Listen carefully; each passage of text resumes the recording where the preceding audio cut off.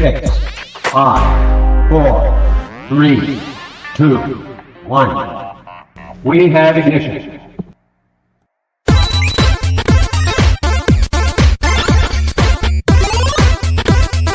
The Geek Week in Review.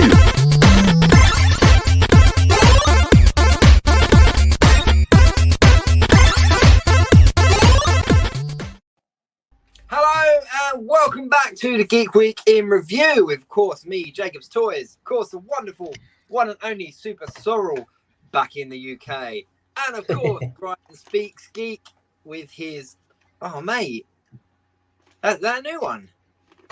Yeah, it is, baby. What's up? Let's have a look at that. If you're new to the show, then please do check out geekweekinreview.co.uk. You can follow all the socials over there. Myself, SuperSorrell, and of course Ryan Speaks Geek as well, and the Geek Week in Review. If you're a returning viewer, hello, how you doing? Good evening, good afternoon, depending on where you're watching from. Do jump in the comment section, join in with the chats. We'll do our best to get to all the comments as we go. But it's been a busy week, so we've got quite a lot going on. Shelley, how you doing? Connor, hey, how you doing? Who you guys? That's a proper Kind of for real. Welcome back to people who usually tune in. Hello to anyone that's new. Adam, how you doing? Actually catching us live for the first time, or one of the first times, which is quite cool. Where do we even start? It has been a busy week. There's lots going on, lots to unpack, lots to chat about. It is. Tons of I have to toys. say, though, just a very quick shout out, if that's okay, to Adam, because Adam's actually, right, my sort of long lost cousin. And we found each other randomly through MySpace. Whoa. Right, one, hey Adam. Two, so when years and years ago, when MySpace was king and before Facebook, I was trying to find sort of my family and everything like that for it, and I wasn't having massive success.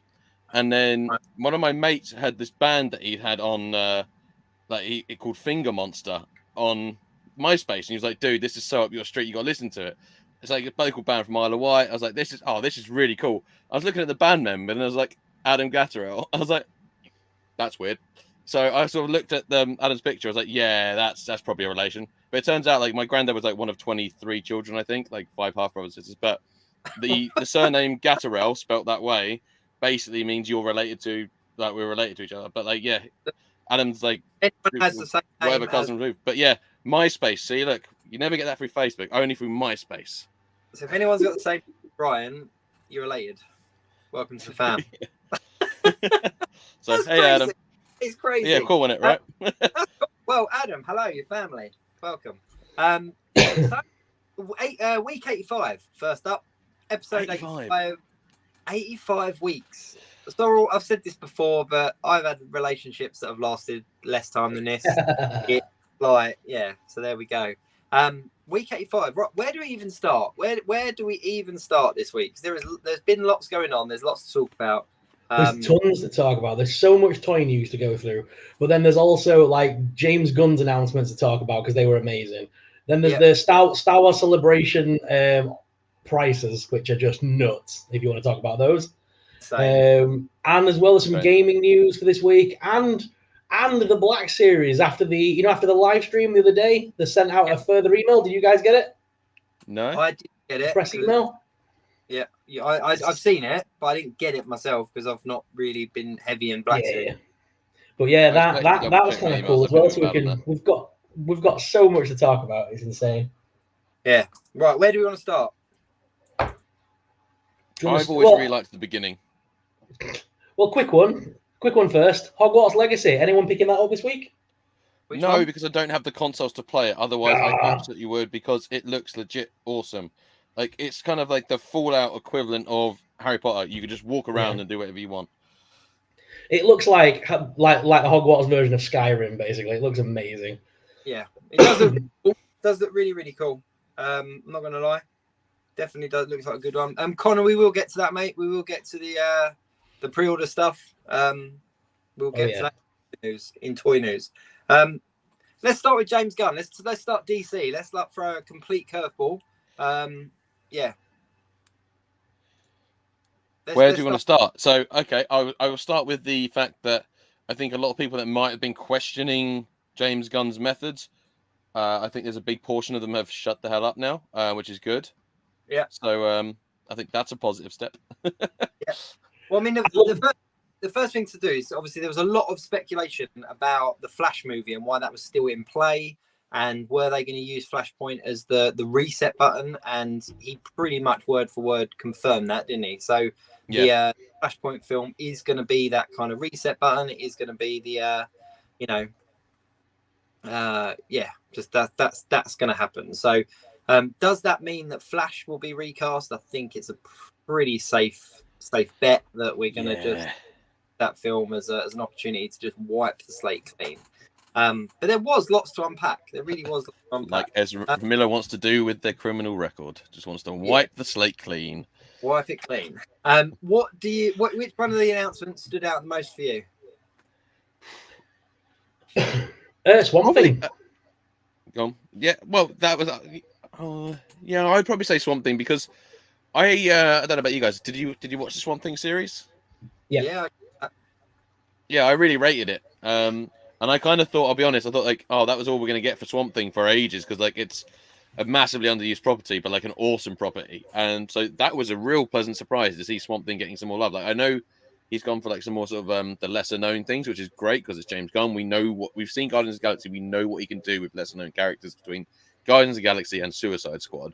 But then Swamp Thing, I don't even know what I want from a Swamp Thing movie, but I just know I want one. I'm excited. No. I want it to be dark. Yeah, I agree. I completely agree. Swamp Thing is going to, and he said something along the lines, I'm paraphrasing, but it was going to be something different than what you would expect, sort of thing. So I think they're going to go true to the comics. I think it's going to be quite a dark. Yeah, was that a movie or was it a TV series? It's been a TV series and there's been 2 movies as well, hasn't there? Yeah. Oh, really? Yeah, it was the was it 80s or 90s? 80s. Wes Craven did the 80s one, didn't he?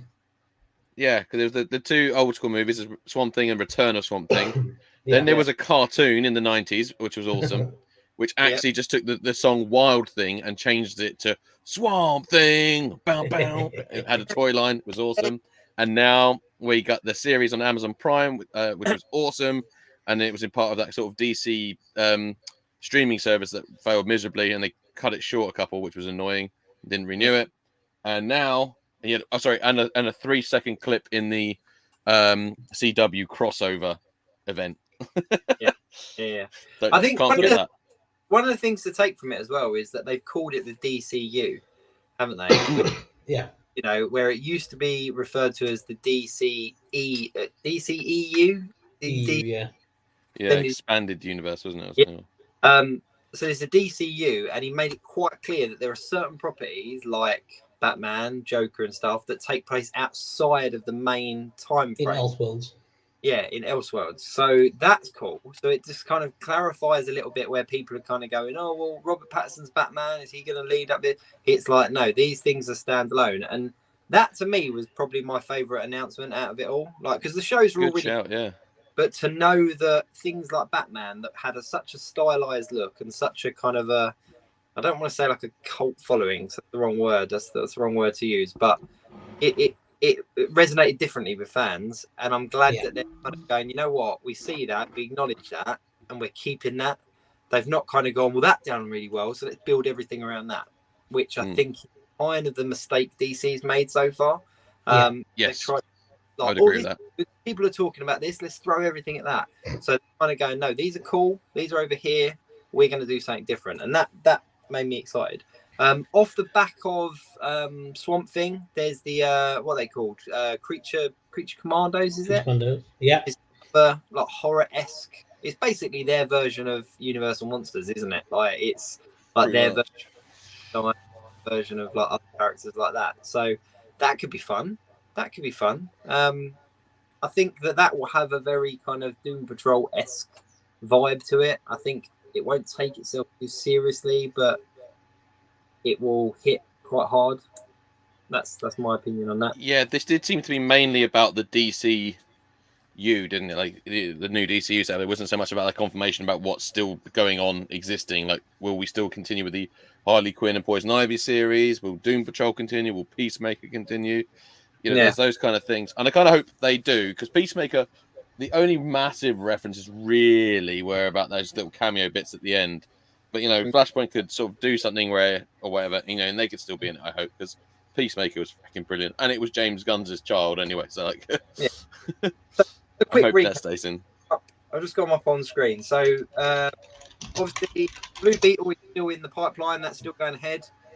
Booster Gold is going to be quite a funny one. Yeah, that's going to be exciting to take, because you know, for anyone that doesn't know Booster Gold, I think James Gunn even said, didn't he? But essentially, he's a time traveler that's an absolute washout and goes back in time to be a superhero.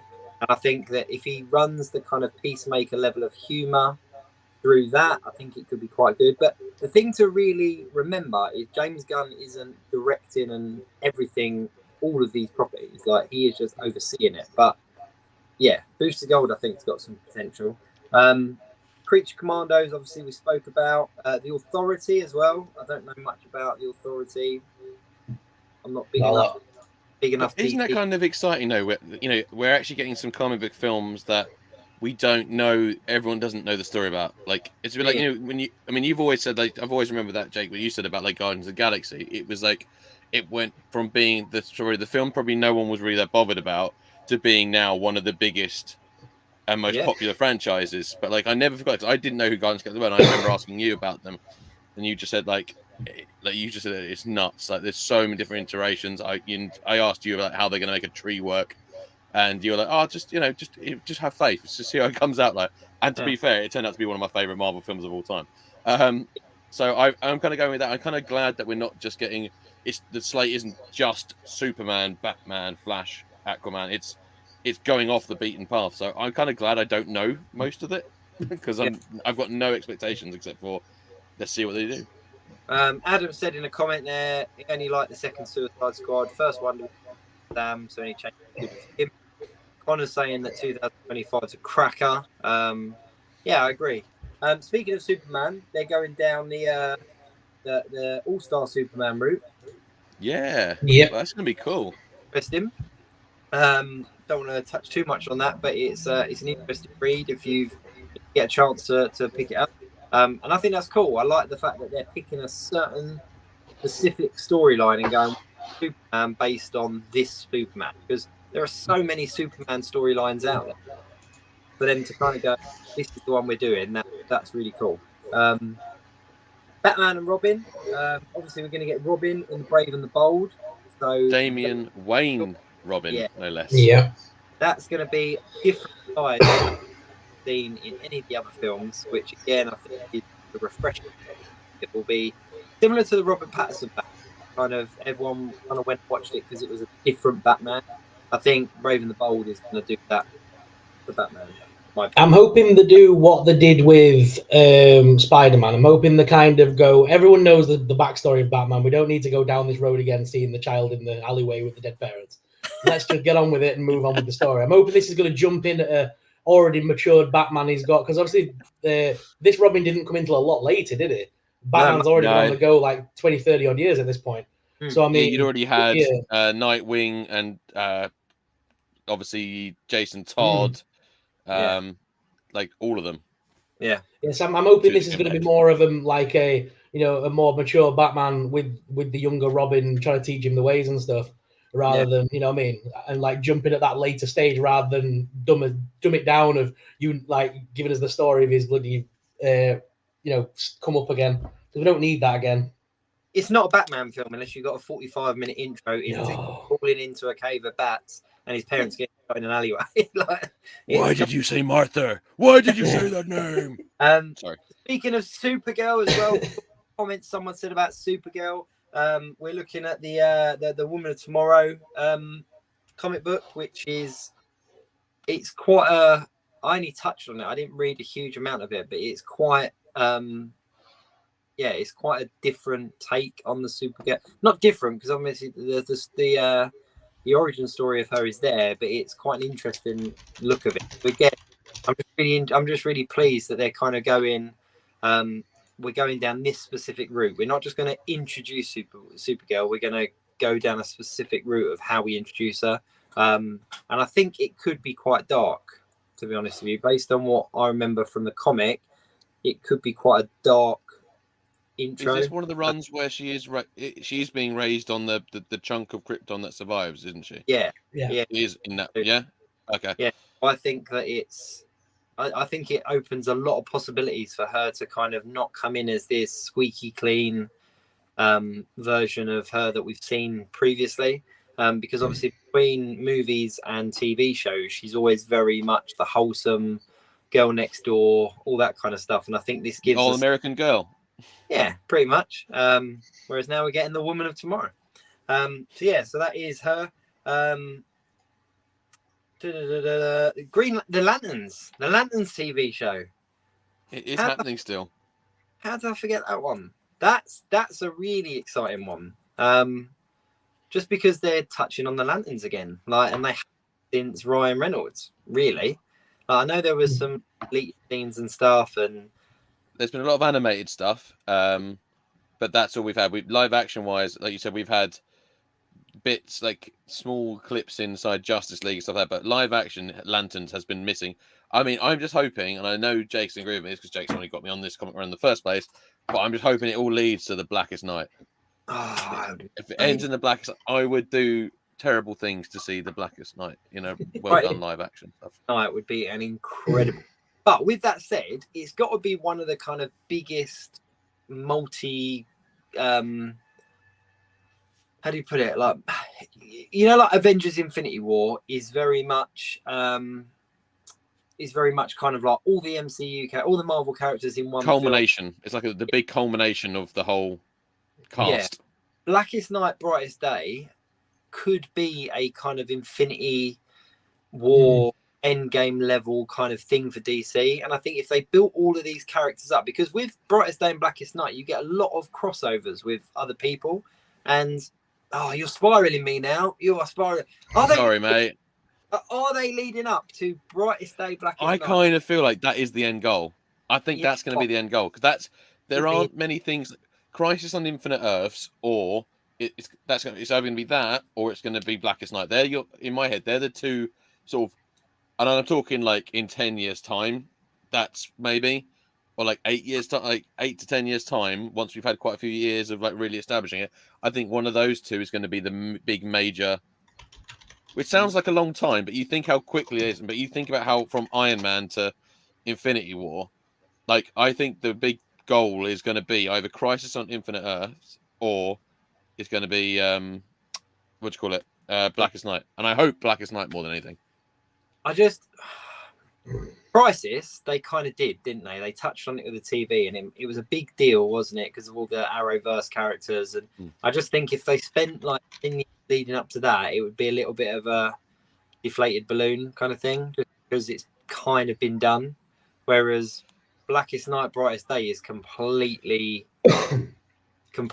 untouched. And with all of these new characters introducing, they could literally bring everyone in, like all of them, and recasting Superman, Batman, Wonder Woman, Green Lantern. Ryan. It's my favorite DC comic book. There's a train and Ryan derails it. That's my thing. You know what?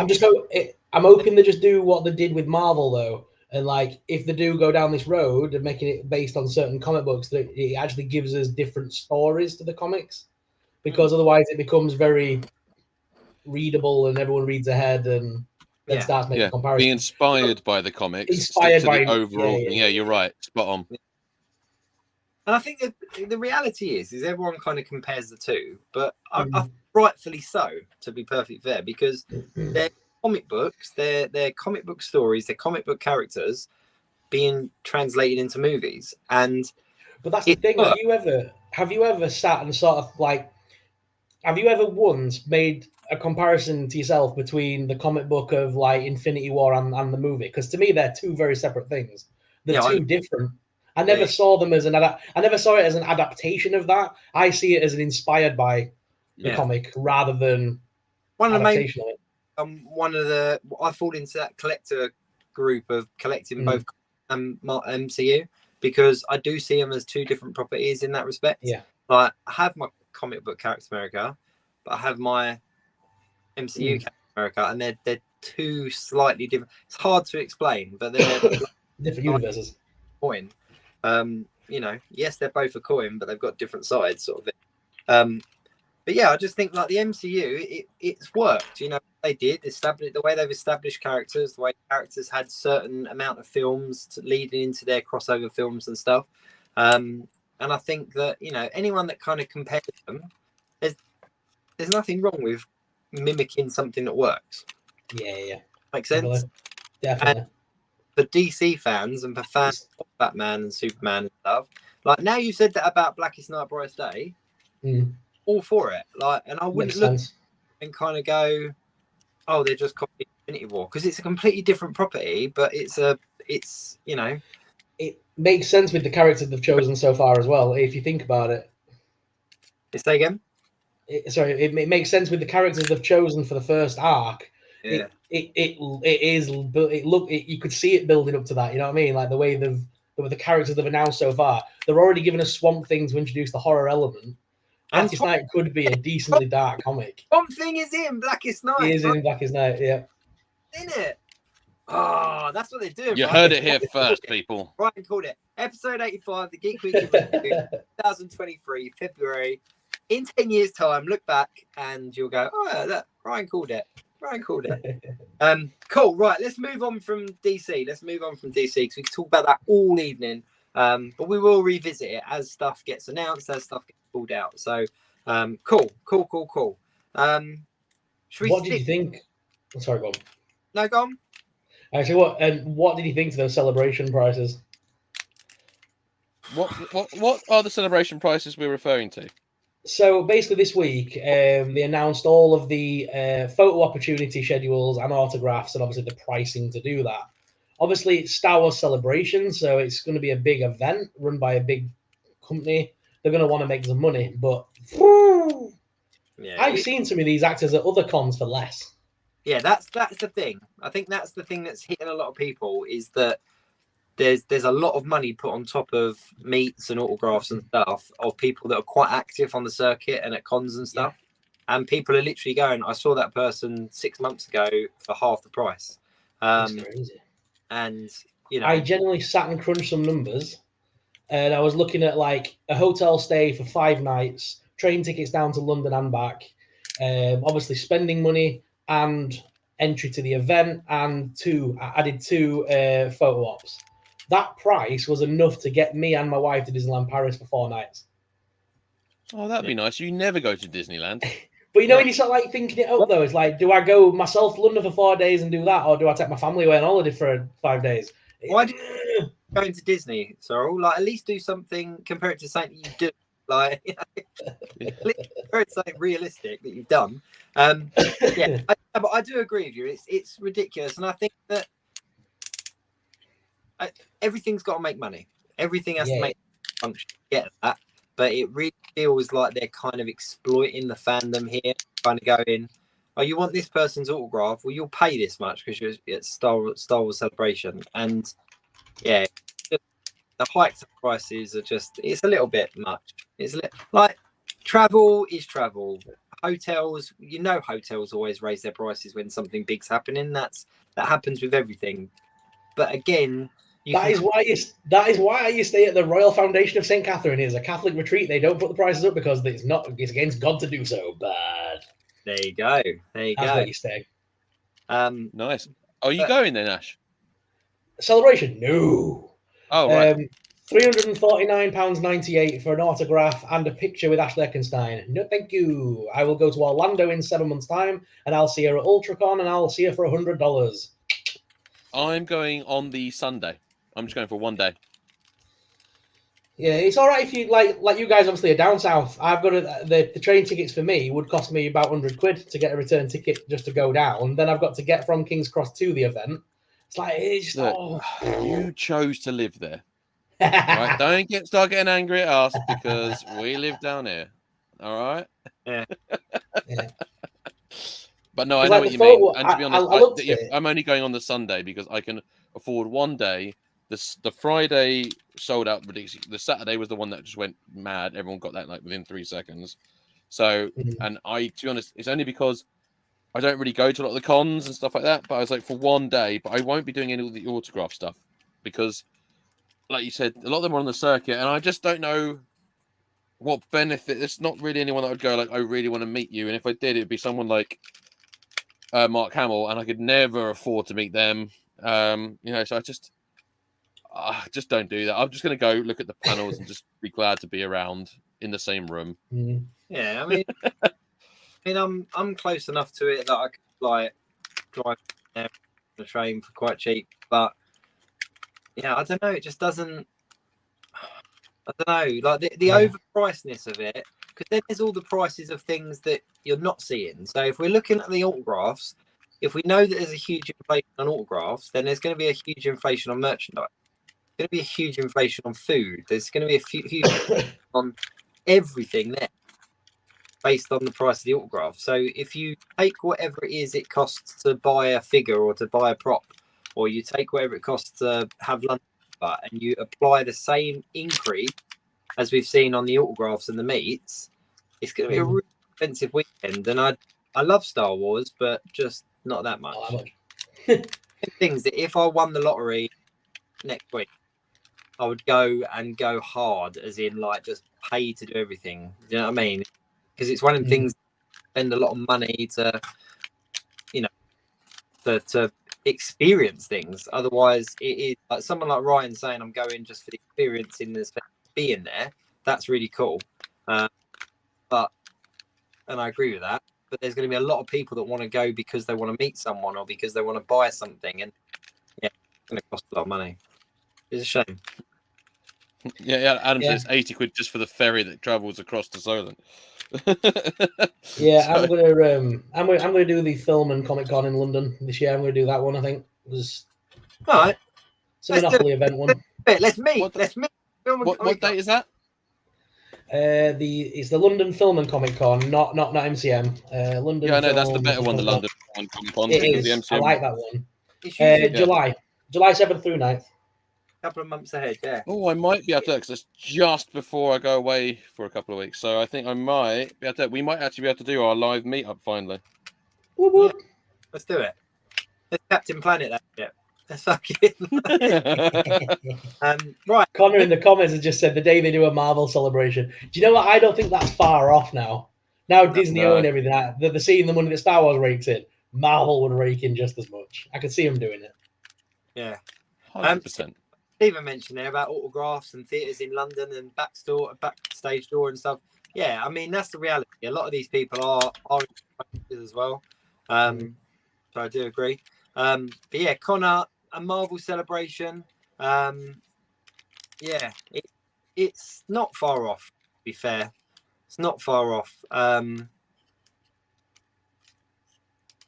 I'm just reading the comments. Yeah, me too. Oh, Stephen, did you actually get to see him? That's the question.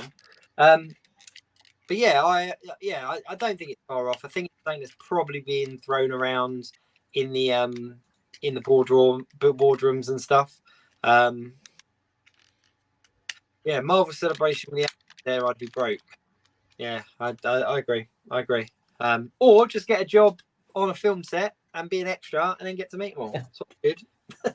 But the best part is about that, it wouldn't have to just be the actors from the MCU. They've got all of Marvel's. I mean, you can get you can get all your different comic book artists in. Animated voiceovers. Animated voiceovers, yeah. TV shows. You'd get all that. You could do. You'd get all the outside MCU as well, like the Blades and that kind of. People who do a weekly podcast where they bring up like Marvel a lot, that would also be a good thing to bring. Pay them to be there. Yeah, that would be cool. Right, let's go. Star Wars Celebration. Where we go? The Black Series was announced this week. We had a little Star Wars update from Hasbro. Yep. Where they announced a bunch of new stuff. I haven't got all the photos together, but there was a bunch of vintage collection, a bunch of Black Series stuff. All the stuff that's been announced previously, nothing new really. But there was the new Scout Trooper helmet one, though, which looked pretty cool, to be fair. That did And what? Oh, son of a bit. The retro collection announcement. Oh, that stupid orange and yellow and blue and green put together thing. Is that what you're on about? That. I mean, that is also there. No, the retro collection reveals for what the Book of Boba Fett figure collection is going to be. I think I was zoned out at that point. I got bored. See, this is the problem. Look, if it's not 6 inches and got 50 billion points of articulation, nothing. This is the problem. I mean, they say it's not all about size, but you two, it clearly is. Connor, the retro collection reveals. I'm taking over. Retro collection reveals. We had a book of. I got 3 3/4 inch here. Yeah, and you did that so willingly. I did. But no, joking aside, there was they did do a bunch of retro reveals. There'd been a lot of rumors about the fact there's going to be a big retro collection dump soon, and there really was. It is the very belated but Book of Boba Fett sort of collection, which should be a really good thing. We are finally getting a retro Fennec Shand out. Is the one I'm probably most excited about out of the lineup. That's going to be really cool. There is another annoyingly the prototype ones in the multicolors, which I just don't get that. But it does come with annoyingly cool blue vintage weapons. So I'm like, I do sort of want those, but I don't want the figure. So I might just get the weapons and sell the figure. But yeah, happy for that. But you are right. The Scout Trooper helmet is a really good one for obviously the Return of the Jedi. Like for helmet wise, like that's a great selection for the Return of the Jedi anniversary. Because the smart thing as well is they can repaint that into camouflage, and then you've got the Kashyyyk clone trooper as well. Yeah, definitely. There's a lot of comments, people talking about 6-inch figures over 3 3/4 inch. They do fall into 2 camps. So your 6-inch figures are much better for your posing, your action figure photography, your customs, all those kind of things, because they're bigger, there's more articulation. The 3 3/4 inch is very much a specific collector kind of thing. Like I like talking to Marvel, I like the 3 3/4 inch. There's something very nostalgic about them. But they're very difficult for me to enjoy photographing, if that makes sense. Because with the others, I can be a lot more dynamic with poses and things like that. Whereas the 3 3/4 inch just stood there. But yeah. And then sorry, go on. No, I was going to say, Connor mentioned the pre-order news.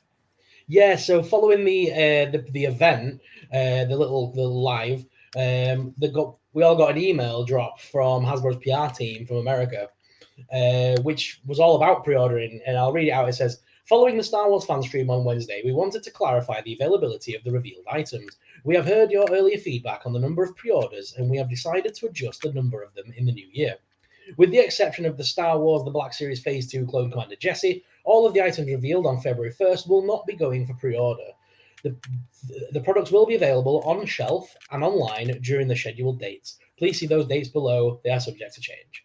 So it sounds like that sounds like they're doing away with pre-ordering, but I don't know. Or does that just mean they're going for pre-order later down the line when we've got less things to pre-order? I don't know how to take that email. Yeah, I'm taking it as they're sort of limiting pre-orders. I think there's a few I think the bigger ticket items they'll take pre-orders for because they're bigger things and maybe that will affect like production quantities.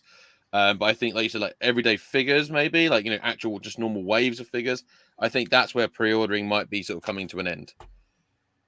See, I'm on a slightly different tangent, and it's kind of what I've said before in these shows. I've said it in some of my own videos.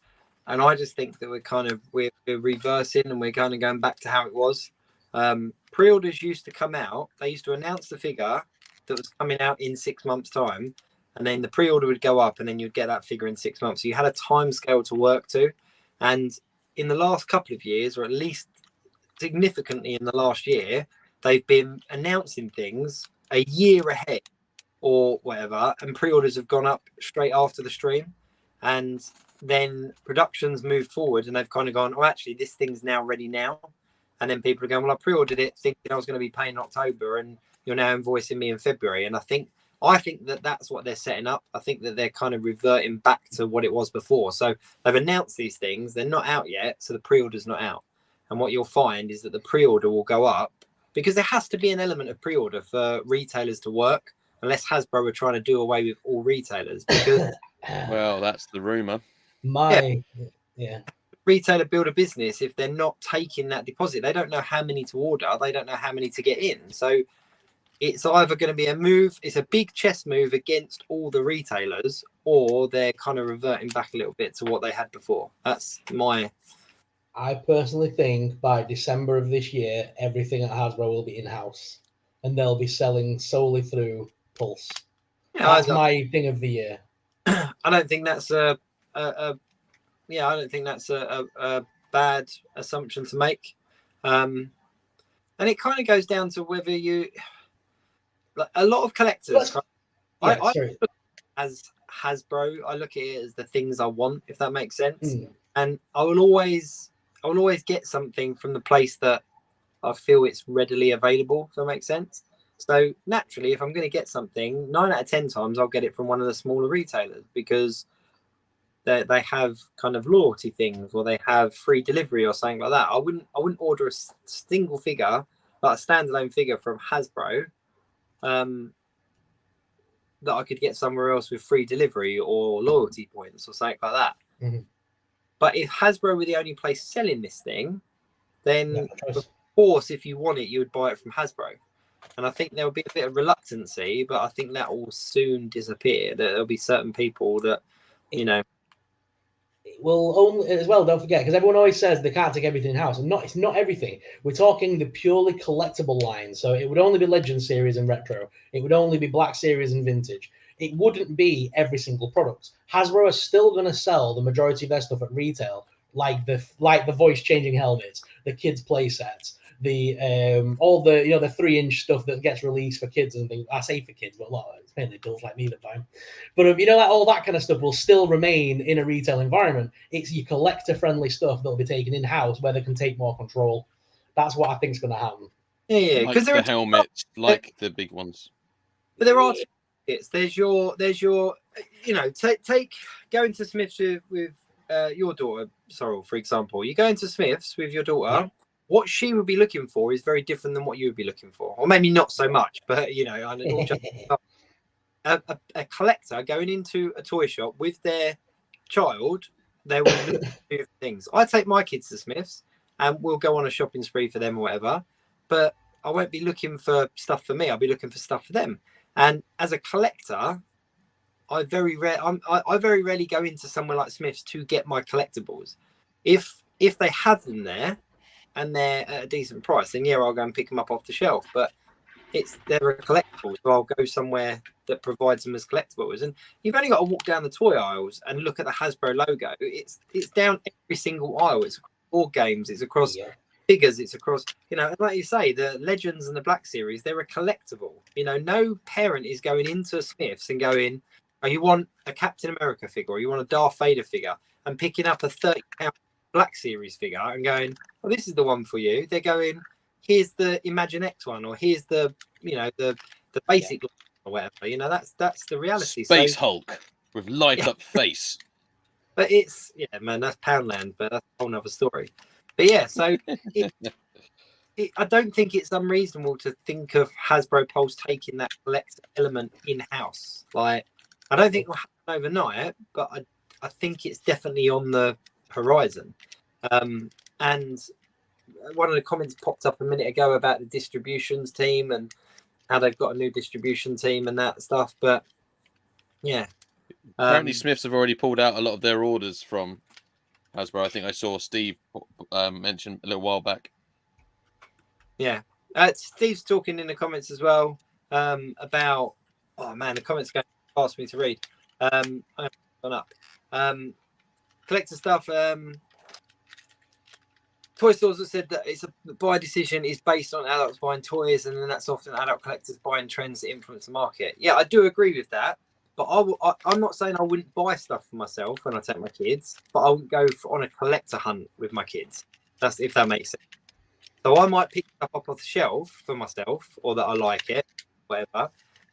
But I wouldn't necessarily drag my kids to go look for a particular version of Captain America that I know is in a shop somewhere. Like, how do I word it better? Like the game sales. Let's talk about the thing that everyone's talking about. But people going into game to try to find a certain figure for a certain price, very rarely would you drag your kids around to that. You know what I mean? But you would go into Smith's and then go, oh, look, they've got, like, if you saw something on the shelf, you would kind of go, oh, okay, I'll grab that. Does that make sense? Yeah, you would find it, but you wouldn't necessarily search for it. Every Saturday morning, my daughter shouts, "Toy hunt!" Yeah. So, I mean, she's been doing that ever since she was like 3 years old. So, I mean, my kid does go toy hunting with me. She's on camera and everything. So, I mean, I'm a different breed. We buy everything. But that is different. I knew you were going to say something like that. It's very different because obviously it's what you know your reviews and stuff do. So, but not everyone does that. People have obviously not. Yeah. Some people don't even share pictures of them on the Facebook. You know, Connor there talking about NECA as well. Think of other lines like NECA, Mezco, all those kind of things, like the collector line. You don't see those in the toy shops, but you see in the toy shops because they're already in there. They've already got those established relationships because of the other lines. But yeah, I don't know. It's all speculation, but I don't know. It will kill the hobby for a lot of people. It will improve it for others. You know, who knows? Who knows? It's the online retailers, I think, is the ones that I would probably like say that I'd be most kind of interested about what's going to happen for. Like what's going to happen to them, like the smaller independent ones, like your Kapow toys, your Bubble and Squeak, which you now know exists. You know, it would definitely harm them a little bit, but I don't think it would end them just because there are more and more lines coming out all the time. Like Jada toys have been a massive rise over the last year, and like there's all your Mezco, your NECA, and a lot of people that might drop off Legends might then start picking up another line because they're still collectors at heart. They still want something to do. They might start picking up the Mezcos. They might start picking up Hot Toys. Yeah. There's so many lines out there to collect. I mean, like people said when Hasbro Pulse first came to the UK, and there was people going, right, well, that's it. The independent retailers are gone. Like they're going to be out of business. They're all still going strong. Mm-hmm. You know, yeah, there's been certain ones that have shut down, but that's not because of Hasbro Pulse. That's because of distribution. So, just quick, Viz has put in the comments there. I've missed it. Jacob Ryan Sorrell, how would you rank all the toy lines from Hasbro from least favorite to the most favorite? Oh man, I don't know. I like my board games. I like my that's a massive one. I'm a Marvel Legends guy. Like that's where my top is. So least favorite probably Marvel Legends, just despite the other two. No, I don't. To be honest, that's a big question. And the problem is, I don't really have a least favorite and a top favorite. I think like there's probably ones that interest me less than others. But again, Hasbro do so much that I'm not actually even sure I could name everything in a list right now and be able to rank it. But my top ones are naturally Star Wars and Transformers. They're my sort of top two that I stick with, and probably board games is probably close third, I would say. Connor's put in the comments there that people are always saying to me that they're kids' toys, and I'm like, show me a 10-year-old that's buying Legends. Completely true, mate. Completely true. Like, yeah, they're not. No one in their right mind is going out and just buying solely Black Series or solely Legends for their kids as a kid's toy. Like it's like my kids have got Legends, but only because I've got like spares or where I bought a 2-pack for customs or whatever. And then I took my eldest son to MC and he picked up some Legends himself, but only because I had them. He wouldn't have picked them up otherwise. Like they were just like, oh, it's the same as your one. I want those. And there's me kind of going, oh, don't pay $29.99 for that here. But you know, fair enough. See, there's this. I think I've told this story before, but like when Paige was a little bit younger, and she saw like on my shelf the Suicide Squad figures at the time, and she was watching that DC Superhero Girls TV series, and then they started releasing 6-inch action figures. They were the first toys she collected, and enjoyed buying the entire series of, and they're still on her shelf to this day. She loves them, and they're like her go-to toys. And like because I've got a representation of Harley Quinn, she's got her own version to play with. Yeah. So I mean, like she takes influence from what I collect and gets her own versions of it. And I like when there's toy lines like that, when there's cheap enough to do that. Like when the Batman vs Superman stuff come out, I was able to buy her a Wonder Woman, and you know when stuff like that comes out, they're cheap enough to pick up at like a tenner. I don't mind a tenner for a figure, that's fine. Yeah. But like you say, I wouldn't buy her a DC Multiverse $22.99 jobber that she's gonna snapped to bits in minutes.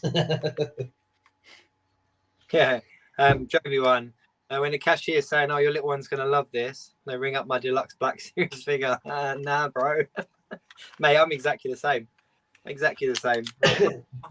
You know, the lady kids are gonna love it. They're not. This is not for my kids. My kids are not touching this. Yeah. Right. Let's talk about. Let's move on. Let's move on. We'll get back to Legends and stuff in a sec with some news. Last. Can I go for a random one?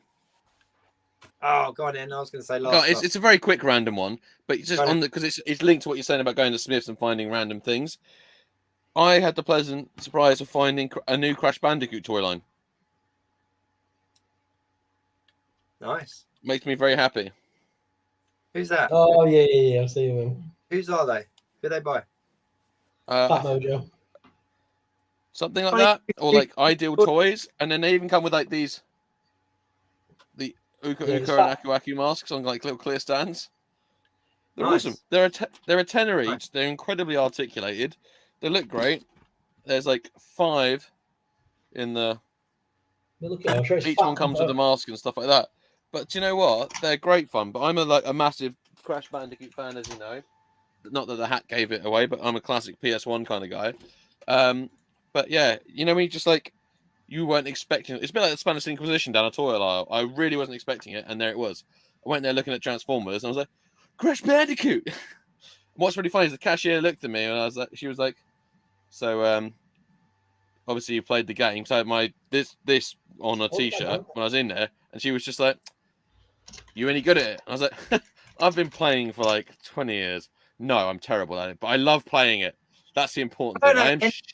I don't know anyone that's good at Crash Bandicoot. It's like one of them games that like. I was almost late to my own wedding because John, like my best man John, came around and he was wanting to beat the Bridge to Nowhere level on the Reignited trilogy. That's Spyro, Insane trilogy. And he was doing the Bridge to Nowhere from Crash 1, which is that just that bridge and you have to jump on all the planks. Went for about 50 lives. I was like, John, I do need to go and get married. And he was just like, yeah, I'm gonna get this bit done. He did get it done, thankfully, but touch and go for a while. Really random pickups. I got this. Have you seen these ones? League of Legends, isn't that the that mobile game? Yeah, these were in B&M. Have a guess. Like you can see how big it is. Not B&M. Home Bargains. They had about 3 or 4 different ones. I picked up this guy. I don't know. He just looked quite gnarly. But it's like $6.99. $2.99. $2.99. There was 3 in there in total. It doesn't show you what else is on the back of the box, but there was a couple of other characters. But it's by Spin Masters. Can't even see it. 2021. So it's a new-ish figure, a couple of years old. It looks all right. It's it's not kind of Hasbro quality, if you like, but it's a big box. It's a decent sized figure. But I thought for $2.99, I just couldn't say no. But I left the others. Comes with a little stand, a couple of accessories, but yeah, be fun for a customer. I'm upset now. Why? Oh, why? Because if they're in B&M for $2.99, it means I've got to lower the ones that are on my Comic-Con stall. Damn it! Have you got them? I've got Jinx because Jinx always sells. Is that the I've got Jinx. No, the girl character with blue hair. Oh, she. Yeah, she was an exclusive. Her and Kathleen. Those are the 2 characters that sell all the time at Comic Cons without fail. She wasn't. And I charge $9.99 for them, so I need to lower that. No, it wasn't in there, mate. It was that one. It was the monkey, and it was like a red one. Yeah, I'm sure they'll be around though. I'll have a look. But yeah, right. Last, did you catch it? Last of Us, I don't watch it. I ain't seen it yet. You know, Ryan did. I loved it. I know Ryan loved it. All of his social media, like everywhere. Yeah, because I was an absolute emotional wreck, and also I've linked my Instagram and Facebook, and I was going to unlink them, but I thought no, because it saves me saying things twice, so I've just kept them together. But I absolutely loved it. I mean, the thing is, like, it's what Nick Offerman is one of those actors where you kind of forget what a good actor he is until you see him do something that you sort of left field, because he's so associated with the Ron Swanson character and from Parks and Rec. But there is some very Ron Swanson-esque type things from this character. But it was just so good. It was just such a good episode. And then, I mean, the argument could be made that yes, it doesn't move the story along loads, but then I think but I think it's okay to have just some world building, or just go like, this is a good, just making some good TV. Just make. If you look at any TV program, that you always have like maybe what's called like filler episodes.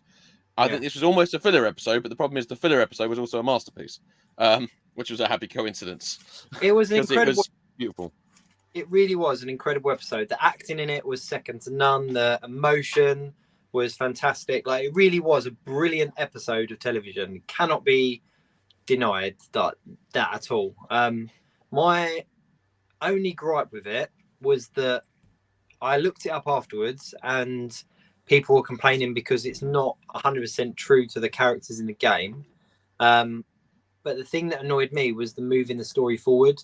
And I just thought, to have something that's so good that has that negative element to it because it doesn't move the story forward, that's what upset me. So I was like, you know what? If they'd done this as a flashback episode or something at the end when the kind of story had rounded up, or if they did this as a special feature or something, then it'd be fantastic. But yeah, I was kind of like, I wanted something more of the story. I was so ready for the story. I was kind of like, I'm loving this, but I want to know what's going on. And I found myself at times going, but I want to know how is this moving forward? And then there wasn't the big payoff at the end. It kind of, we learned all of this because this has happened, or because it meant this.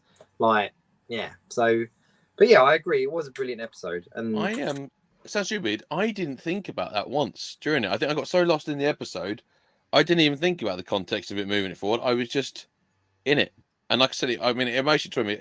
Also, I'll be honest, another big thing for me watching it was that, like, it was kind of nice to see, like, from an LGBTQ plus sort of community kind of perspective. Like, I find it really refreshing, because normally one of my big problems is that it's always like chiseled, clean shaven guys that are gay in these things, and it's like, if they kiss each other, they're always like super clean shaven. It's super dramatic. It's actually, and it felt kind of nice to see just some big bearded guys actually like sort of falling in love and getting it on. Like, we need love too. And it was just really, it sounds stupid, but that was really refreshing to see, because it does make it, at least made it feel a bit more real, rather than just like my wife models. At the intimate scene where they first get it on, she walked in, stood there for about 2, realised that this wasn't like an advert, and was like, the fuck are you watching? I was like, this is Last of Us, that zombie program. And she looked at me as in, what? I was like, followed closely by stop hanging around with Ryan so much. No, but I was like, honestly, it is. Just watch for a minute and you'll see. Like, honestly, it is.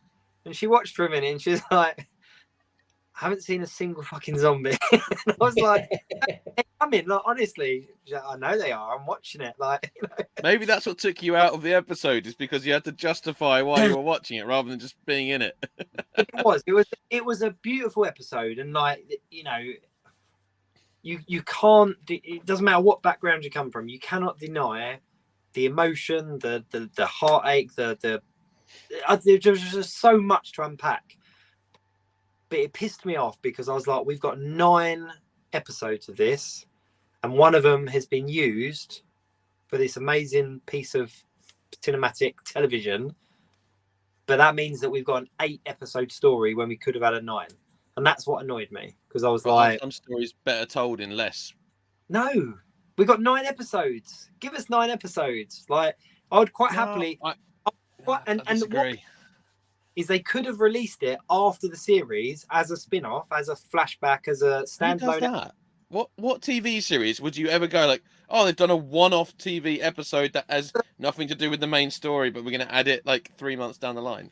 But they could have, and no one would have complained because it was so good. That's what I mean, is that it was so good, you could have done anything with it. No, because they would have complained and gone like, what was the point of that? At least if it's in the middle of a series, it's in the middle of a series. Yeah, I don't know. But anyway, we don't know anything more about the story. We just know that. Well, now they've got a vehicle, which is good. They've also got a cache of weapons and stuff like that. Yeah, but they could have done all that bit 30 seconds in the episode. That was like but by that argument, you could do anything in 30 seconds. Rather, they could have done the library in 30 seconds. The hour didn't move the story forward. That's my argument, and I'm sticking to it. They've got a vehicle now, so it has moved it forward a little bit. I loved it, but it didn't move the story forward. RDJ in the comments, how you doing, mate? Good to see you. I know a couple of you have been talking about stuff. I've kind of missed that. Stephen, have you seen Extraordinary on Disney Plus? No, but it's getting great reviews. It's on my to-watch list. It is on my to-watch list. I'm just in other shows at the moment. It's definitely on my to-watch list. I watched Wakanda Forever, though, again, at home on Disney. How was it second viewing? I haven't seen it second viewing. My friend watched it for the first time the other day, and he had an interesting review on it. You know what? It was one of them films you had to see at the cinema, I think. Sorry, that was weird. I felt like I should have said that. Sorry, that's really weird. I'm totally right. But you know, like the opening scene where it's really emotional and the silence of the credits and all that kind of stuff, that had such an impact on me in the cinema. But at home, you didn't get that. There was I did. I watched it on my own in my room, and I was really focused on it. And that whole beginning scene gave me absolute chills. Obviously, the symbolism that obviously is for Chadwick Boseman as well as the character was insane. Like that, it was it felt real. It was weird. I do get that 100%, but that's what we experienced at the cinema. But the reason I was so disjointed from it at home was that in the cinema, you know, did you ever go and see A Quiet Place in the cinema? Yeah. To be in the cinema and have no one make any noise made that film incredibly powerful in the cinema. Watching it at home, it was still really good, but it didn't have that same level of kind of threat, if that makes sense. And that's how I felt with this, is that in the cinema, you couldn't even hear a pin drop because everyone was respectfully gobsmacked, silent. It was the atmosphere, wasn't it? It was the atmosphere created because of it. I was looking for a word to put that all together. But to do it at home, I knew what was coming, and it didn't have the same aspect. Andy, Quiet Place at the cinema, I was climbing the walls. Yeah, I had a bag of popcorn with me, and I left with a bag of popcorn because I couldn't make any noise just because it was like, no, I can't. I've never seen so many heads move though. When I watched it, someone decided to start eating something at one point in it, and you know when you could I was at the back row and I could just see all these heads. It's like, it was like when you walk into a country pub where you're not from, like, and everyone just stops, the music stops, and everyone just looks at you. It was like that. This person, but the thing is, you could hear them like, open their bag, and they obviously got the sense because I never heard another rustle. So they obviously opened it and then put it very gently down and forgot that they opened it and pretended like everything was okay. Yeah. There you go. Andy said, I left with my nachos. You're not the only one. But that is like, there was something really powerful about that. And there are very few, I think nowadays, there are very few kind of cinema experiences where the film switches the norm and changes, because you know, you go to cinema, you know, they have to put an advert up at the front saying don't have conversations, turn off your phone, like, you know, they have to set that precedent. But then there are certain don't be an ass. But there are certain films that that happens naturally, and I think that's a really powerful thing. And Wakanda Forever had that. Everyone was deadly silent because of what they were seeing. And at home, I didn't get that same thing. It was still a brilliant film. I still loved it, but there was something very different about seeing it in the cinema, and that was such a Ryan thing to say. I'm sorry. I love it. No, I'm happy. That's why I have not said anything. It's like you know, my bits, the role around be played by Jacob's Toys tonight. No, my mate, like one of my neighbors, watched it over the weekend, and they had an interesting review on it. Was that like, when it was a tribute to Chadwick Boseman, it was really beautiful and lovely. However, they thought that the battle scenes, especially towards the end, were really lacking. They said that actually, if you took away the tribute to the tragedy and the backstory of Chadwick Boseman and, you know, T'Challa, that the actual film lacked a bit of own substance. Like the battles were actually a bit lacking, and especially the last bit apparently. Like, and it was an interesting review because I hadn't really thought about it. I need to when I rewatch it, I will sort of watch it.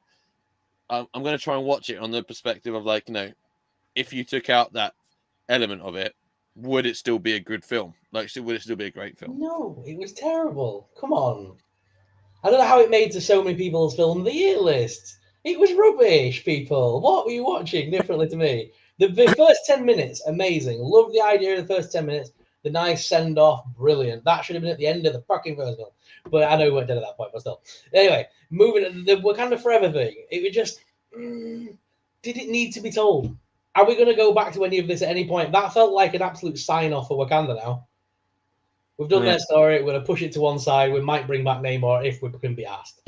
It just felt so unnecessary. Two hero nations fighting for no reason. They made a slight reason.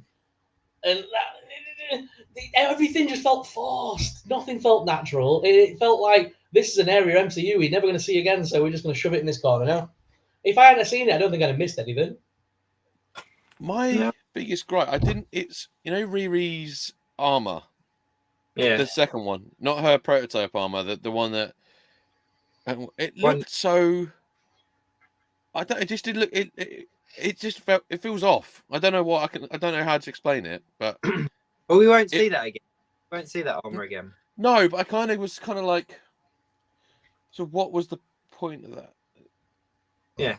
It was to introduce the character, really, wasn't it? I know, but like, was just why would they not give her the armor? Why would you make armor that can save people's lives and go, but you know what? No, we're going to keep it back from you. Got to make your own now. The dialogue should have been, look, listen, Riri, you've got your own TV show coming up, so we're going to keep that armor so that you have like an establishing storyline. It had an expiration date on it. Best before December 2023. Yeah. It's like Tesco's and like Asda and that, where you can't take the trolleys further than the store because they like locked into Wakanda. It's like I had to get a pound back at Wakanda. The armor is fire, but it's going to have to stay here in the store because it belongs to Wakanda. I have a car. Here's your car. It's got to be plugged in at all times, and he can only fight this far away from Wakanda before the league gets taught.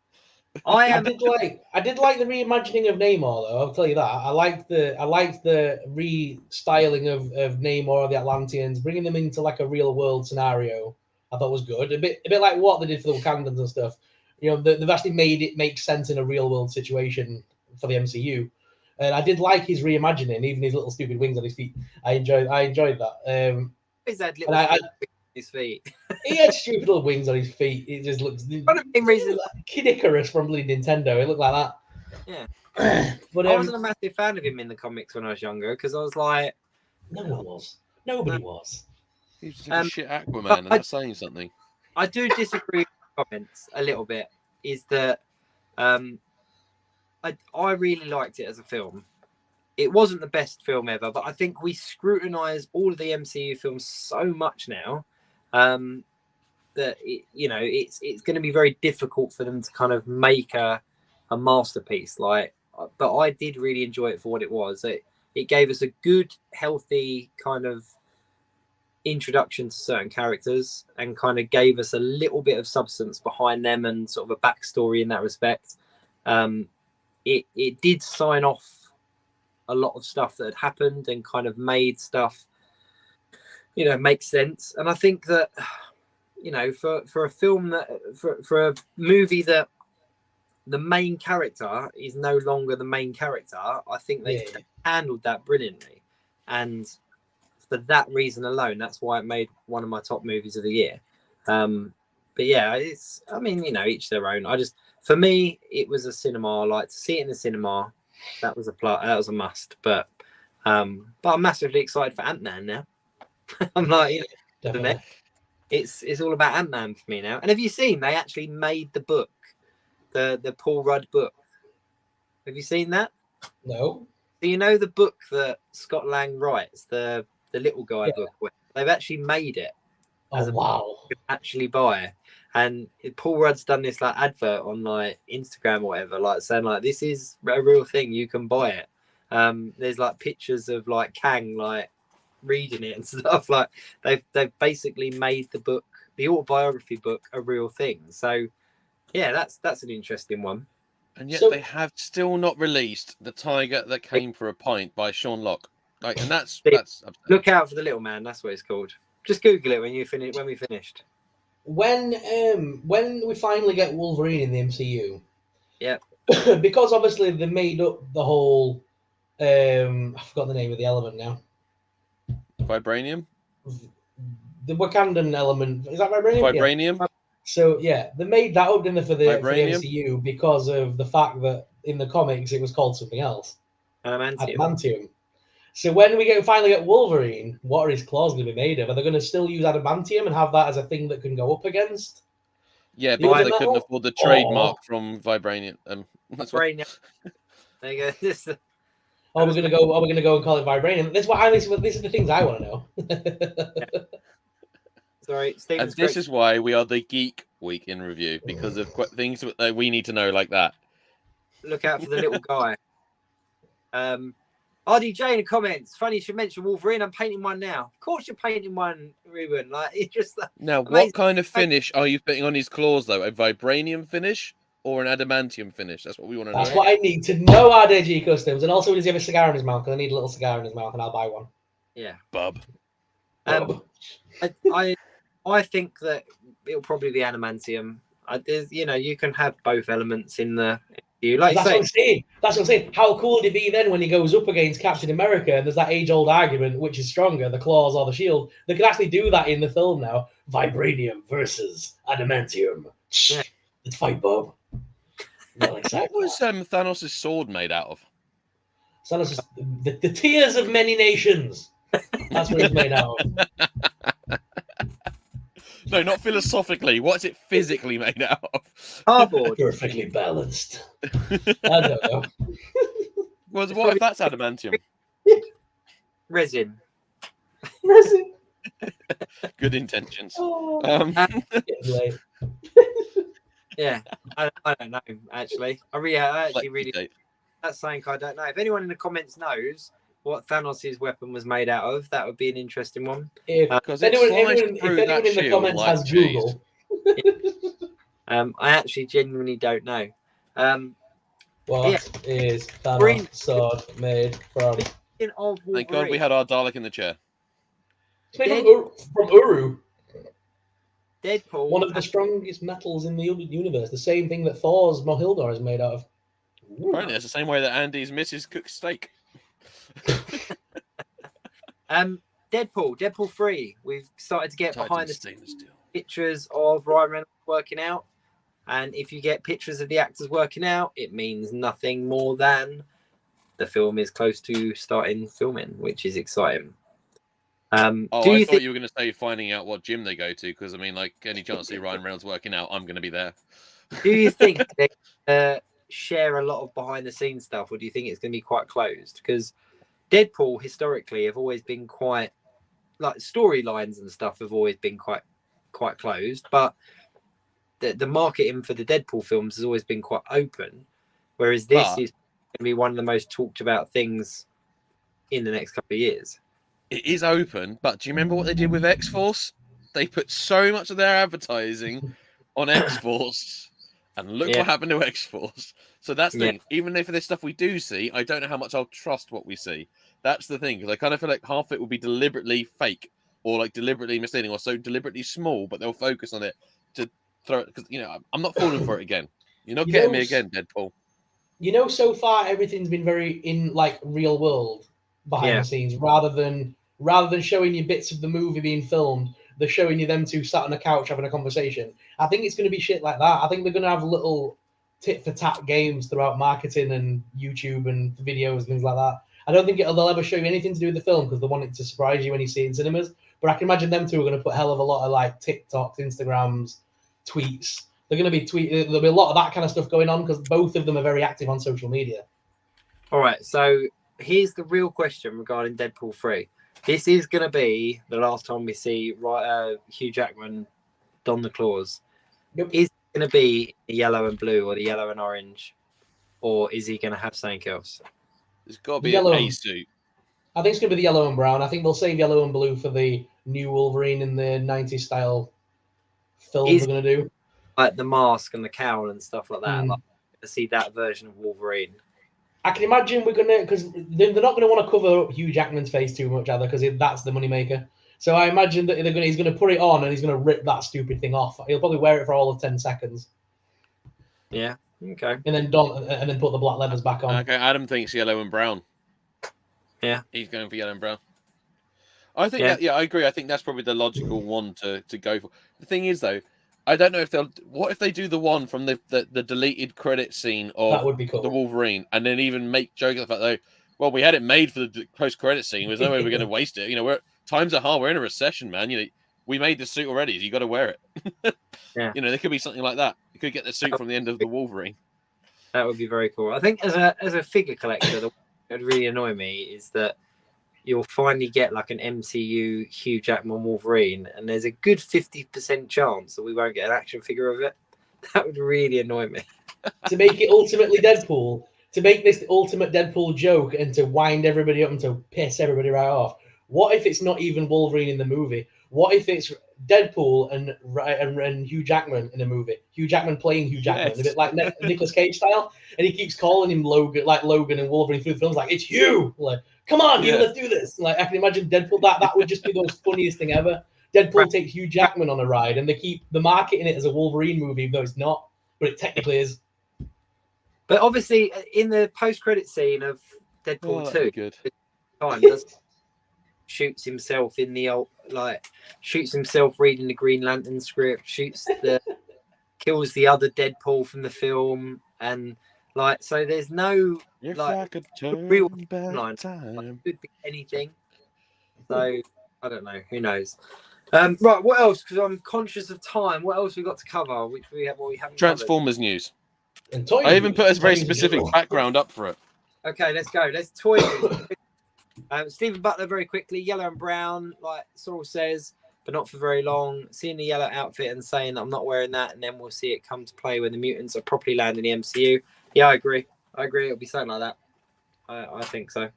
Right, toy news. Let's get this toy news done because I've just realised what the time is. Transformers got a big reveal this week. So we had our sort of what you guys have for your Marvel Legends things that you always get super excited about. Us Transformers fans, we get them too because we're also people. I put a deliberately background for this here. Again, another 80s bed sheet that I've just turned into a background. Recycling and save the planet and all that. So we have got reveal wise from the main line. So Legacy Evolution. I caught up with obviously Ben at Comic-Con. And he was saying about it would be taking characters from all across the Transformers universe, which is pretty awesome. So core class wise, which is what sort of like what we almost call the budget and smaller size figures. We got Grimlock, which forms part of this small scale combiner, Volcanicus, which will be like the Dinobots, Nemesis Prime and Thundercracker. And then for the sort of deluxe size, which is I never have a deluxe to hang when I need one. That's going to be animated Prowl from the late 2000s animated series style Prowl. Then it's going to be another one of the Junkions, which turn into like the sort of the split apart body armors, and you can do lots of things with. Crosscut, which is a remold based on the Diaclone remold of Skids, G1 Skids, and Shrapnel, which is our second Insecticon out of the 3 remold, which is going to be absolutely awesome. And then for the evolution of the Voyager Assertion, which is the size up, we're getting is it Metal Hawk as a figure? And see that Jake does not care about Transformers. Then we're getting Twin Cast, which is a big one for me because I'm a massive Blaster fan, like from Transformers, like cassette bots. I actually have a Facebook group called Cassette Transformers. If you're interested, search us out. It's my group. But we're getting a remold of this, another recolor of this guy. So this is the Shattered Glass Blaster. But we're getting Twin Cast, which was based on the Japanese release. That's going to be awesome. And then leader-wise, we're getting Skyquake from the Transformers Prime series. So it is like a proper huge thing across the board. Like that's the awesome thing about this line, is that it really is. It's a bit like taking like characters from every Marvel iteration, like taking X-Men and going like all through the whole spectrum and going like, oh, we got characters from this one, we got characters from that one, we got characters from this one. That's what this one is. It's like unifying almost like an entire legacy of Transformers in both comic and everything, and then they're putting it into sort of toy form. Oh, Stephen, so the group is called Cassette Transformers. I think that's what I called it. We did rename it at one point. I'm not checking my own group. Yeah, Cassette Transformers. It's all just dedicated to Soundwave Blaster and all the cassettes. There's some really talented creators on there as well. You make their own 3D printed cassettes. It's kind of insane. But yeah, as a line, Transformers is I think one of Hasbro's strongest properties at the moment. The bots are selling well. They're hitting every sort of nail in every sort of mark for Transformers fans. We're getting combiners. We're getting stylized for the cartoon, but we're getting studio series still. So I've got like the 2 of the Dinobots here. I mean, these are just awesome, and they genuinely look exactly like they do in the '86 film. And the rumor says that we're getting, actually, there's a big sort of the leaks and the rumors, but we're getting the full wave of Dinobots. So that's really exciting. But it's just a great time to be a Transformers fan, because it really is like, no matter what sort of era of Transformers you grew up with or liked, you're getting a figure from it, you're getting a character, you're getting an update for it, which I really, really love. Adam wants more alternators. Mate, that might be one toy line that we're not getting any more of. That might be the one that Evolution maybe skip, which is a shame because they're awesome, but they were also heavily based around licenses on real cars. So, yeah, so that was Transformers reveal this week. Like I said, huge amount of reveals, loads of potential for other things coming up as well. Very exciting time to be a Transformers fan. Amazing. I loved the Dinobots when I was a kid. They're still freaking awesome. Are they in it? Yeah, oh yeah, Grimlock's there. Yeah, they were my favourites. Dinosaurs and robots. Yeah. No, sorry. Here he is. What else would you have on the cards, Zorro? So McFarlane, I've just put a picture up if you can approve it. I'm not sure. Are you still on your phone? Yeah, I've got it. Cool. They had McFarlane announced that we're going to get some movie releases, which is pretty cool. So we're seeing the Dark Knight trilogy get some figures, including Harvey Dent, Scarecrow, Joker, Batman, and Bane as a part of that first wave. Hitting every major character there. It's great. It's the redemption figures. I cannot remember who it was, but someone reached out to me. I was talking to someone on one of the Facebook groups, and we were chatting in private message, and he was asking about who an affordable Christian Bale Batman, like who can you? And I said honestly, the way that McFarlane's going, they are going to do them at some point. Like, hold on to your money because they will be doing them at some point. And lo and behold, they've done them. I'll get that by magic. I said this in my Mr. Freeze video today that I did. If they're able to make these, does that mean we might see Michael Keaton Batman, Penguin, and will Adam we see West. like? Yeah, well, they're already doing the Adam West ones, but I would love to see them tackle like Joker and Two-Face from the movies, Mr. Freeze, Poison Ivy. Yeah. Give us a Chris O'Dowd version. No, is it Chris O'Dowd? Chris O'Donnell. Chris O'Donnell version of. That's a very different Robin, isn't it? Crossover. That's a very different Robin. Amazing. Comments. McFarlane's an easy pass for him because the value is not there. They're made of very cheap materials.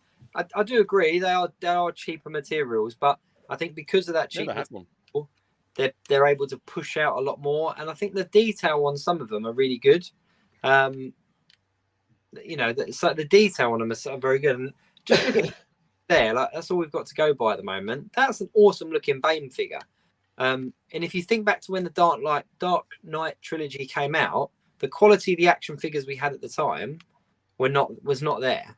So if you're a fan of that Dark Knight trilogy and you can now go and pick up these figures, although they are cheaper in comparison to some of the other figures out on the market, they're still a huge amount better than they were at the time when the films came out. So there are definitely characters in that trilogy that I'll be picking up for my shelves just because they will kind of sit alongside the figures I've got now. So I've just seen Andy's comment. The Mr. Freeze figure where you broke it, you mean? Did you break it, Ash? I broke his gun. They made the gun so that the freeze ray was coming out of it, and it looked like it should just pop off. Me being me, a big ham-fested fat guy, went, and just tore it in half and like, oops, that wasn't meant to come off. It's like, but I fixed it now. I used a couple pieces of metal and I fixed it. It's fine. But yeah, I mean, at least mine can go in and out now, which I kind of like. The majority of the people saying, like, agreeing with stuff that, you know, things get sent back because of damage. The side eyes are definitely a thing. Yeah, I do agree. But it's things like the Peacemaker figure looked awesome because it was Peacemaker. But if I was going to buy it, I'd then have to get a decent John Cena wrestling figure to swap the head out. Well, you'd be able to see it though. But I would definitely be interested in the Dark Knight figure to see what they look like, because if they look as good as they do in those promo pictures, I think that'd be all right. Jake gets so annoyed that me and Harry can't make that joke every single time John Cena is mentioned. John Cena. So it was ban us from it one day. Right. I know this is not for everyone. But the next bit of news was, I've got another picture as well, if you can pop that up. Again, I know this isn't for everyone, but there's going to be a big new card game dropping this year, Disney Locana. These are the first of the 3 chapter decks that are coming out. So we're going to get 4 decks a year. So these are the first 3 for keeping the Christmas one back. But yeah, it's starting to shape up. Look good. I'm looking forward to it. It's meant to be in the style of like Magic the Gathering. You know when you say chapter, is it story based then or something? Or I don't know. They're just calling it the first chapter. Is obviously the first year of the game.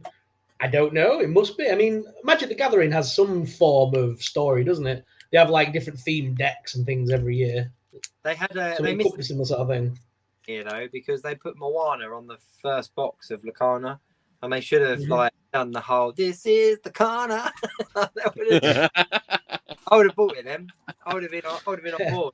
Locana, make way, make way. Yeah, I mean, there's so much marketing potential there. If you're a marketer for Disney, you'd be going, we need to rework these. That looks cool though. Looks cool. It's Disney. Disney's into it.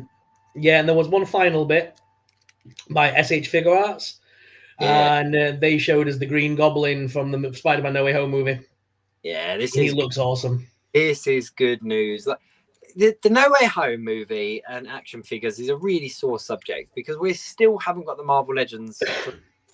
And if you think about for a film that was so massive, the marketing and the merchandising that goes with it has been really poorly dealt with.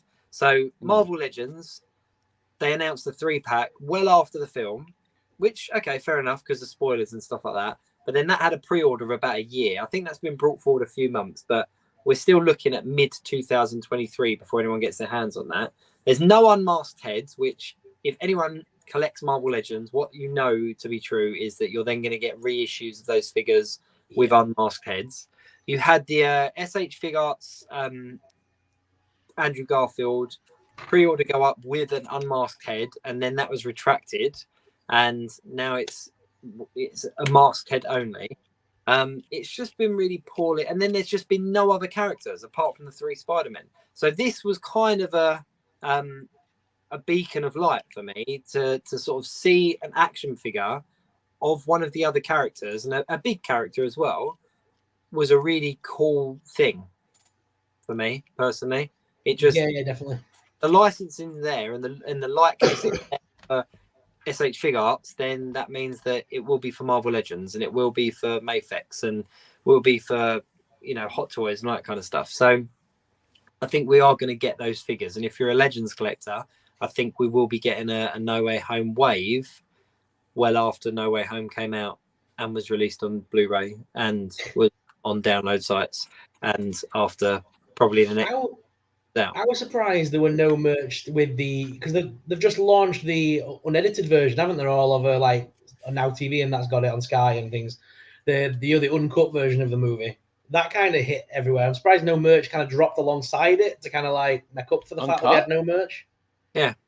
There's like an extended version on this. You can see it on like Sky and stuff on Disney. I'm not sure if Disney Plus has got it. I'm not sure. No. Really? There's one. It's called the extended cut, and it's on Now TV. Yeah. Didn't even know. It's more of the banter between the 3 Spider-Men. Basically, they got cut for cinema for time. Yeah, but there's always the bit you want. I haven't seen it yet, but my takeaway is that there's not going to be a huge amount of substance in there because if they would have seen clips of it on YouTube Shorts and TikTok and stuff like that, and we haven't. I think if they did it at limited cinemas, apparently. Adam said. Yeah. Oh, yeah. No, it came out all over the place. I did see it because I asked my son if he wanted to go and see it because we went and watched it together, and I said, "Do you want to go and see this again?" And we just kind of never got around to it. But yeah, I don't know. Merchandise wise, there was so many good characters in that. They could have done like when you look at other films like Multiverse of Madness and Wakanda Forever and that have got kind of a full wave, dedicated wave, and deluxe figures and stuff like that. Look at Thor: Love and Thunder. Like there was more figures full of Thor: Love and Thunder for Marvel Legends than there were for No Way Home. Makes no sense. No Way Home and Multiverse of Madness were the two movies that kept me entertained all the way to Orlando. And that way you watched it. That's what I watched on the plane. But yeah, so I think there's going to be a huge wave of merchandise for those films coming very soon. And I think this Green Goblin is the beacon, the light, the beginning. It's not the figure you deserve, but it's the one you got right now. Yeah. Any other toy news before we sign off? That was it, mate. That was it. Just trying to rack my brain, see if there's anything else. I mean, there's a lot to unpack this week. Quite varied, quite all over the place. Anything to do? Anything else? I'm just trying to think. I'm sure there was something else. Oh, Bad Batch. Bad Batch. We didn't talk about Bad Batch. I didn't watch it. Oh, Gunji came back. I'm very happy about that. It was probably one of the better episodes of the last few. Lots of Wookiees. Wookiees can't catch a break, which is unfortunate for the Wookiees, but it was a really good episode. Yeah, I need to watch it. I do need to watch it. I've kind of reached that stage with Bad Batch that I reached with season 1 where I'm like, I'll watch it if I've watched everything. I got around to watching Tales of the Jedi this week and really enjoyed it. Tales of the Jedi. Oh, yeah, see, I finally got around to watching that and I really enjoyed that this week. I actually haven't finished that yet either. They started with, because they did it in chronological order, they started with the Ahsoka episode with her being like a baby and stuff, but they should have put that towards the middle, I thought, because it was a boring episode. It didn't catch my attention the first time I watched it. Yeah. This time round, I kind of skipped that one after seeing it, and I've jumped in at episode 2, which is the start of the Liam Neeson and Christopher Lee story arc. So I preferred that a lot more. That was really cool to see the fall of Dooku. I really liked that. Yeah, I was enjoying that. Actually, I'm going to go back and revisit that. I'm going to go back. If they don't give us figures of those characters, it's going to be criminal. Yeah, they've got to, really, haven't they? They've got to. And you know what? There'll be retro 3 3/4 inch ones. Just.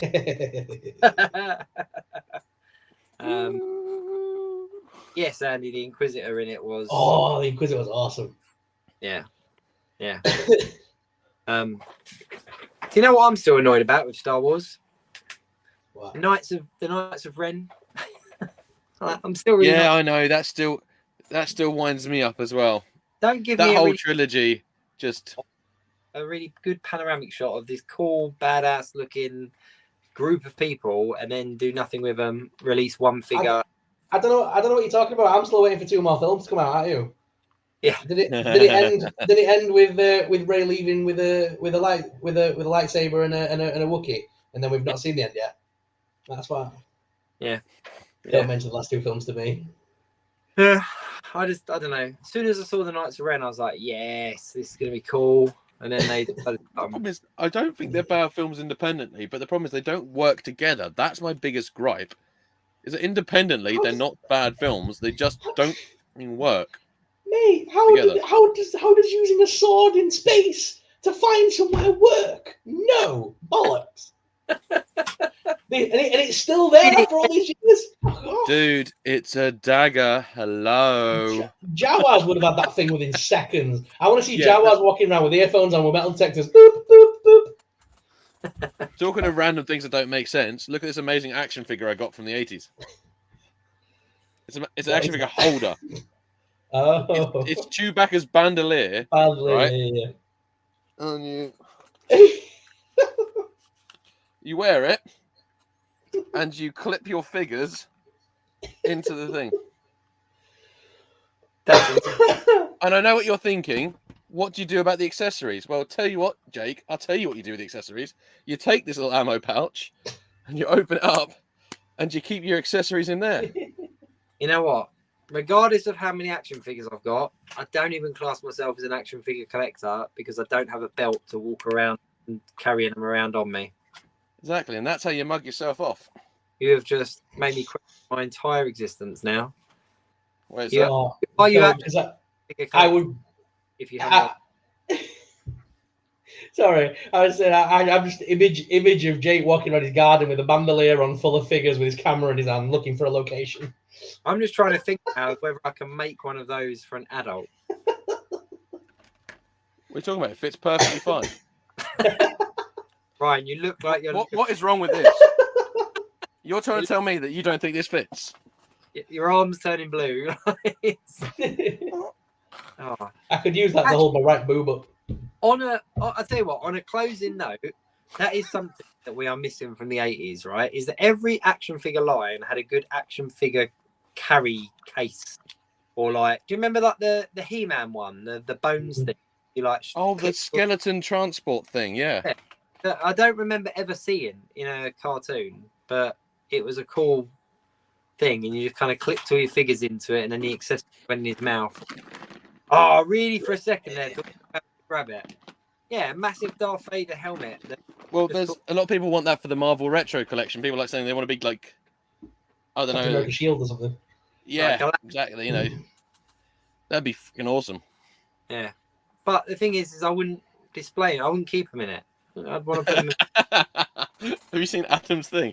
A 6-inch Death Star carry case could be the next HasLab product. And it's 350 quid. Cardboard inserts are the next unlock goal, guys. Come on. Yeah. I'll be like, transfer. Another 1,000 and we'll paint it. Right. 15,000 backers, we'll include a sheet of stickers. We'll let you look at it for more than 10 seconds. I don't know what's happening with HasLab. Are they still doing HasLab? Is HasLab a thing anymore? We'll put a handle on it. Boom. Hasbro and HasLab. I don't know. There's been no HasLab kind of hint. Have they? Hasbro have got radio silent at the moment. They seem to have been just wallowing in their own destruction. I wonder whether HasLab has finally gone up in flames after the Engine of Vengeance. Will there be? The G.I. Joe and the Transformer ones are still have done. They went really well. They did. Maybe really they'll well. just stick to just doing it for them or something. I don't know. Maybe Power Rangers didn't have one, did it? No, that's still they still should as well. Wait, Indiana Jones folder. Indiana You joke. It's life size. A few of us out there would buy that, including myself. Right. Right, let's call it quits on that before we go down a tangent. Anyway, if you are watching still, thank you very much. We do appreciate you. Thank you very much for tuning in. Episode 85. Next week is episode 86. That's how numbers work. We are going to talk about stuff that hasn't even been announced yet. That's the scoop on this show. Tune in next week. We're going to tell you about stuff that right now hasn't even been announced. Because that's what we do. But yeah, geekweekinreview.co.uk is where you can see all of the social media stuff. Obviously myself, Jacob's Toys, SuperSorrell, Ryan Speaks Geek. We're on all the platforms. Oh, look at you have a little poster. I'll print that out for you. Posters not available. That's the old logo as well. Look, that's a throwback. That's a retro Geek Week original logo. Anyway, guys, thank you very much, everyone, for tuning in. It is very much appreciated. Do tell your friends, invite people along. We do appreciate comments. I think we need to do some kind of giveaway or some kind of competition or something one of these weeks. I don't know. I just feel like I'd say a signed picture by all of us, but I feel like that would lose us viewers. Just something. I don't know. And we have got a couple of guests lined up as well, so they're coming. But yeah, thanks very much for watching. We do appreciate it. All of those things. I'm just trying to stall so that Ryan doesn't know when I'm going to say the bit because I don't want him to say it instead. But anyway, until next week, keep it geeky.